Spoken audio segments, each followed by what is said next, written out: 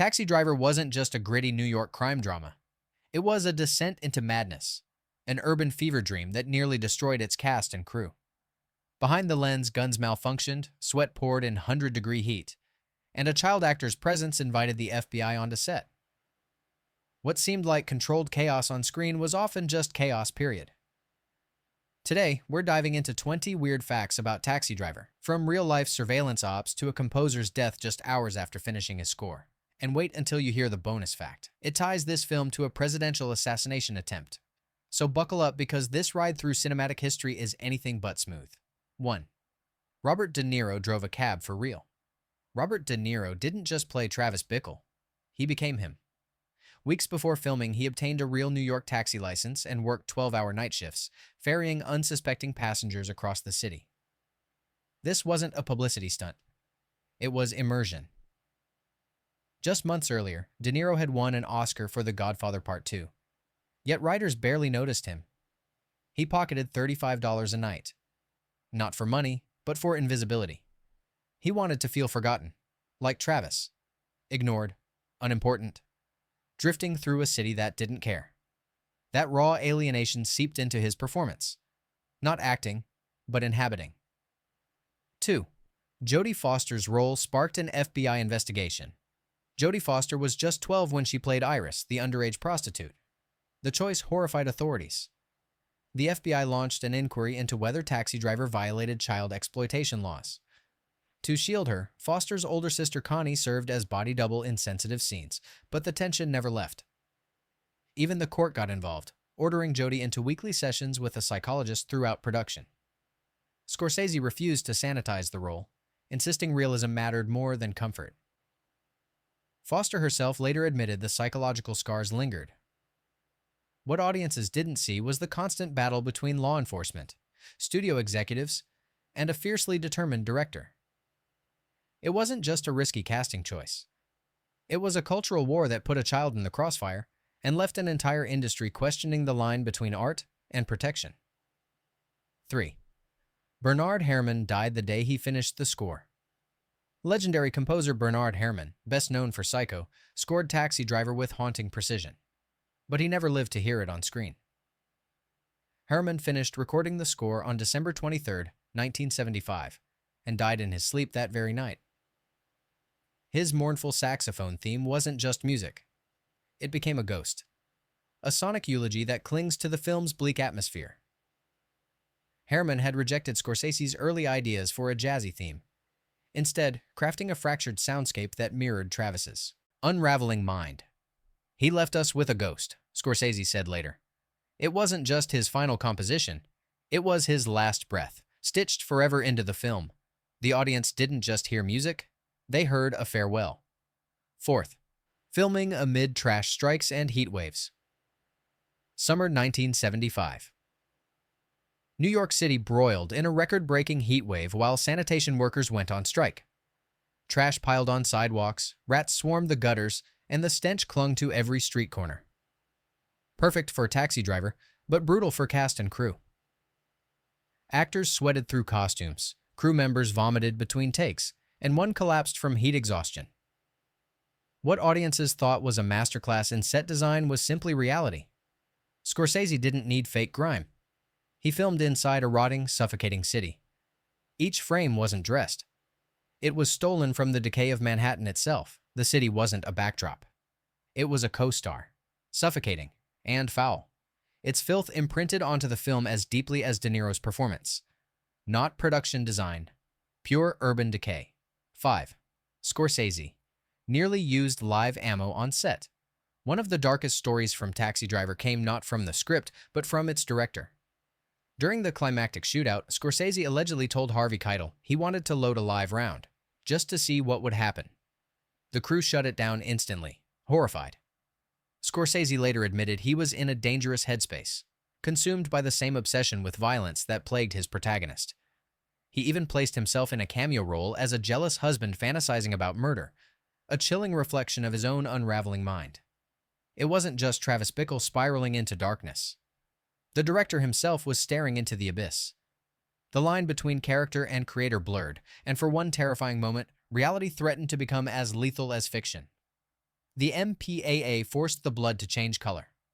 The climactic bloodbath of Taxi Driver was so shocking that the MPAA threatened the film with an X rating. They declared the gore irresponsible, a death sentence for distribution in 1976.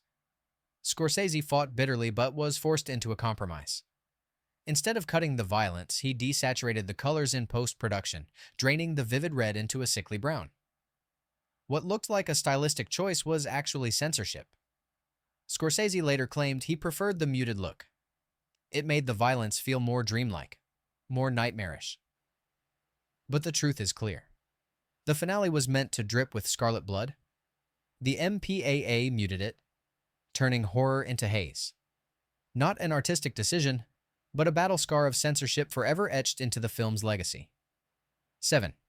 Harvey Keitel rewrote his role.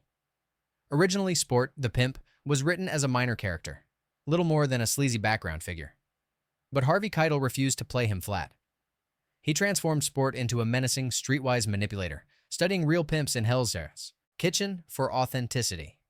He even rewrote most of his dialogue, adding gestures, rhythms, and an eerie intimacy that made his scenes with Jodie Foster almost unbearable to watch.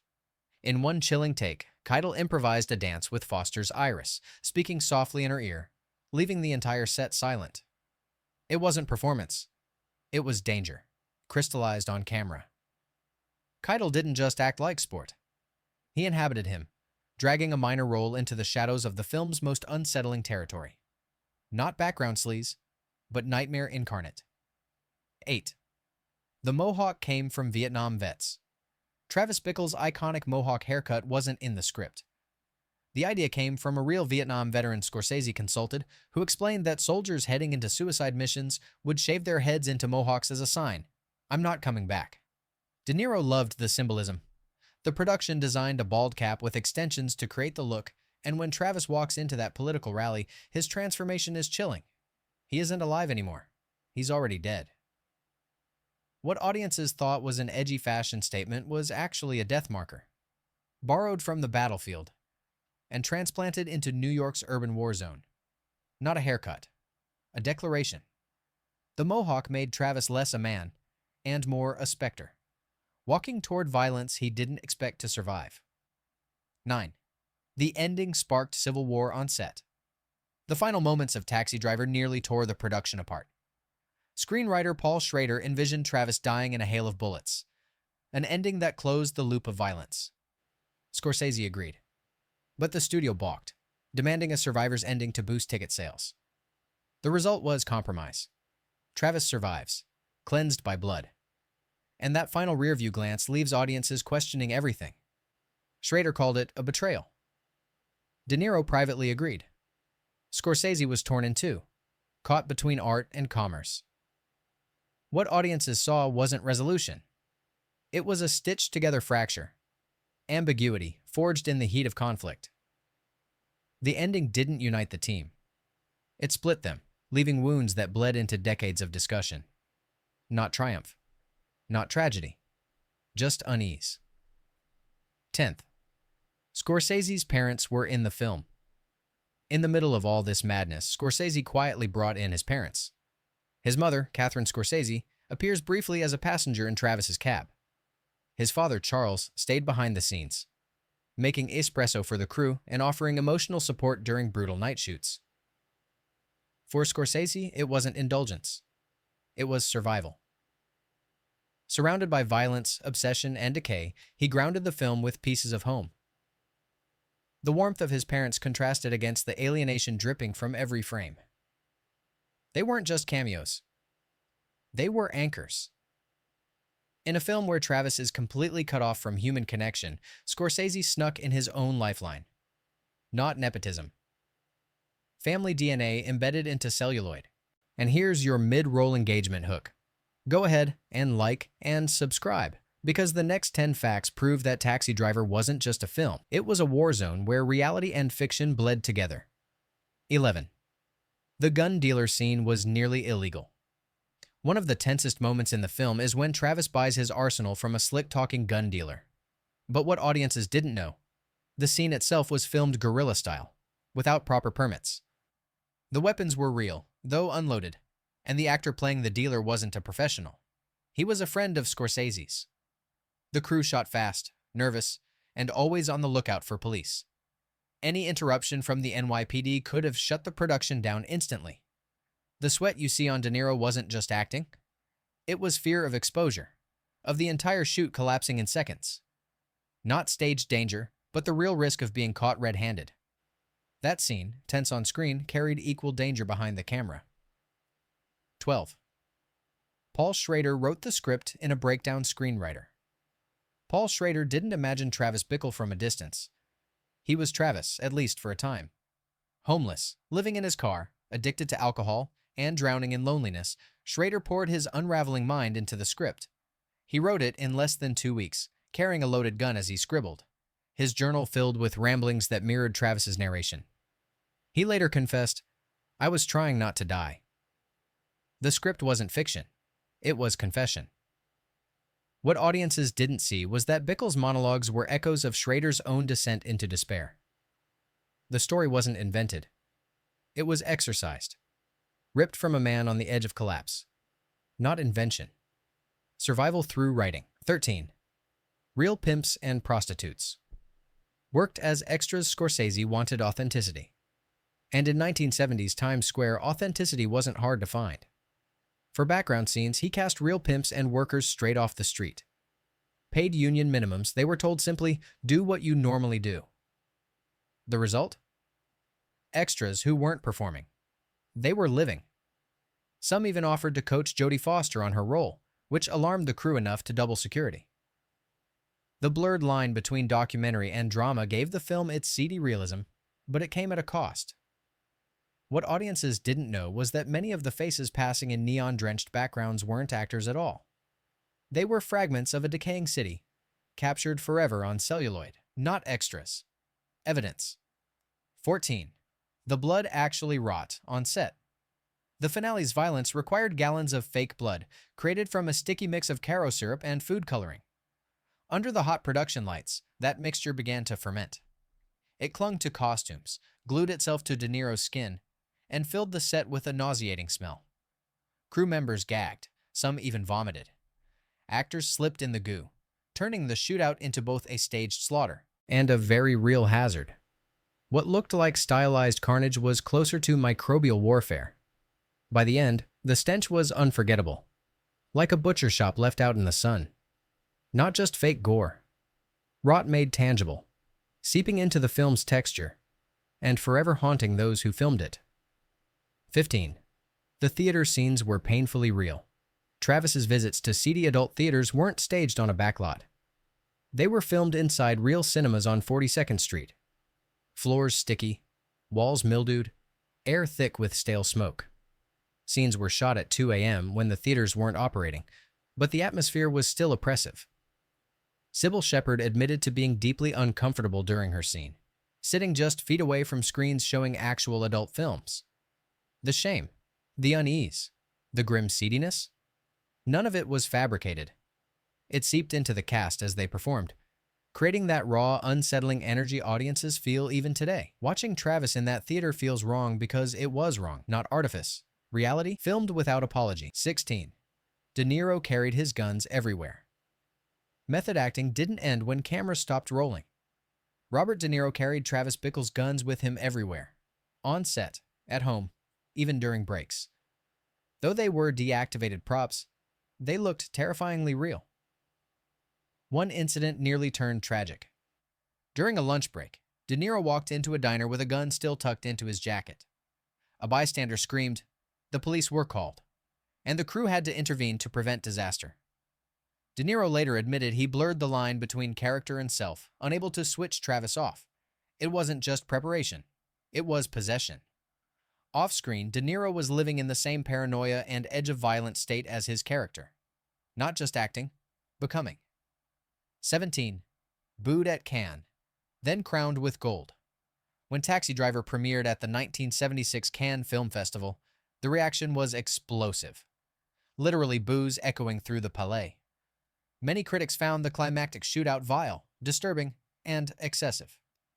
But the jury, led by playwright Tennessee Williams, saw something else. They awarded the film the Palme d'Or, Cannes' highest prize.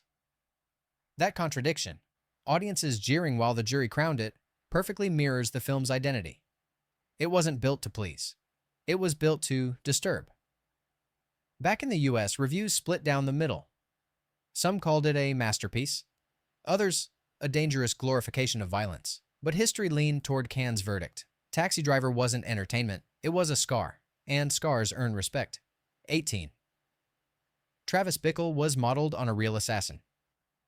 Paul Schrader didn't invent Travis Bickle from thin air. He modeled him partly on Arthur Bremer, the would-be assassin who shot presidential candidate George Wallace in 1972.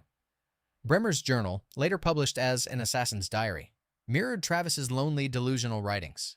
Schrader admitted he lifted entire psychological blueprints straight from Bremer's life.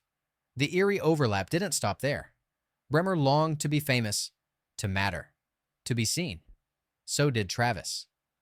What audiences didn't realize was that Taxi Driver's central character wasn't just cinematic fiction.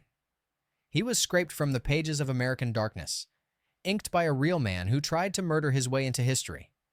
Not invention. Reflection of true menace. 19. Columbia Pictures nearly pulled the plug. When Columbia executives saw Scorsese's final cut, they panicked. The violent climax, drenched in blood and carnage, seemed morally irresponsible.